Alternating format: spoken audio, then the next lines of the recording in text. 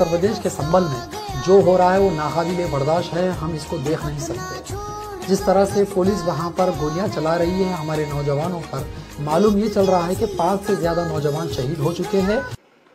मैंने कहा बटाला हाउस ये वही जगह है जहां 2008 में दिल्ली में दिल्ली पुलिस के एक इंस्पेक्टर मोहन चंद शर्मा शहीद हुए थे आतंकियों से मुठभेड़ करते हुए। भारत के पहले 5 शिक्षा मंत्री पक्के मजहबी थे, इसीलिए उन्होंने भारतीय शिक्षा को अपने मजहब के हिसाब से ढाल दिया। उन्होंने शब्दों का इस प्रकार चयन किया कि आज हम कंफ्यूज हो चुके हैं। जैसे शहीद होता है जो अल्लाह की राह में, जो पैगंबर की राह में अपने बलिदान देता है, मर जाता है, उसे शहीद बोला जाता है। जबकि आज हम भारतीय, हम सनातनी अपने महापुरुषों को भी, अपने क्रांतिकारियों को भी शहीद कहते हैं। जबकि शहीद शब्द मजहब में इस्तेमाल होता है, जो अल्लाह के लिए, जो इस्लाम को फैलाने में अपना बलिदान देता है, उसे शहीद बोलते हैं। मेरे भाइयों, आप जो है वीडियो देख रहे हैं, यह उसी शहीद के द्वारा कृत हुआ है जिसको इस जिहादी ने बोला है शहीद। उन्हीं की देन है जो संभल में यह माहौल बिगड़ा। संभल में सब कुछ शांतिपूर्ण तरीके से हो रहा था।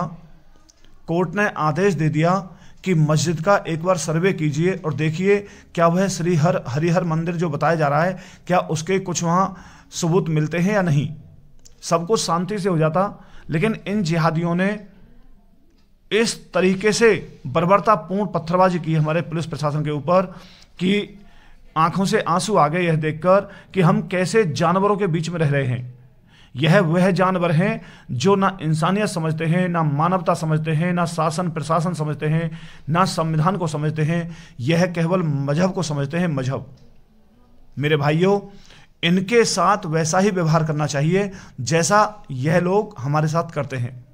भला हो योगी जी का। हम तो योगी जी के चरणों में दंडवत प्रणाम करते हैं, बारंबार धन्यवाद देते हैं ऐसे माता पिता को जिन्होंने ऐसे लाल को जन्म दिया, जो आज कानून व्यवस्था को बनाए हुए हैं।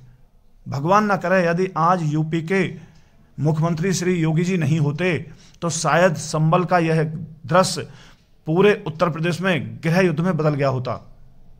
यह माननीय योगी जी की सूझबूझ है, जो इतना बड़ा हादसा जो होने जा रहा था उसको योगी जी ने संभल में ही दबा दिया। और फिर काबिल तारीफ पुलिस प्रशासन ने भी बहुत समझदारी पूर्वक उस घटना को रोका है, बहुत हल्का फुल्का बल प्रयोग करके। परंतु इन जिहादियों ने अपनी कसर नहीं छोड़ी, पत्थरबाजी भी करी है, फायरिंग भी करी है। इनको जैसा मौका मिला इन्होंने वैसा ही किया है। मेरे भाइयों, यह जानवर हैं, यह वही भाषा समझते हैं जिस भाषा को यह दूसरों के साथ इस्तेमाल में लाते हैं। मेरे भाइयों, इनके साथ कभी उम्मीद मत करो कि यह कभी इंसान बन पाएंगे।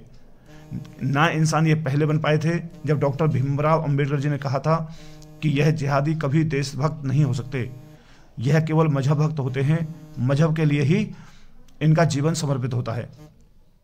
अब आप देखिए इस वीडियो में कितने पत्थर पड़े हुए हैं। आप पत्थर गिने तो शायद मेरे अंदाज से लाखों पत्थर होंगे, जिन्होंने लाखों पत्थरों की बारिश की हो हमारी पुलिस प्रशासन के ऊपर, और उसको यह जिहादी शहीद कह रहा है। और हमारे माननीय योगी जी भी अपने जो पुलिस के जो अधिकारी हैं उनको भी शहीद बोल रहे हैं। तो यह शिक्षा का ही असर है कि हमको किस प्रकार से गुमराह किया है।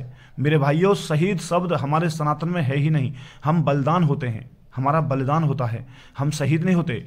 हम तो सनातन में भगवान के राह पर चलते हुए बलिदान दे देते हैं अपनी मातृभूमि की रक्षा के लिए, अपनी धर्म रक्षा के लिए।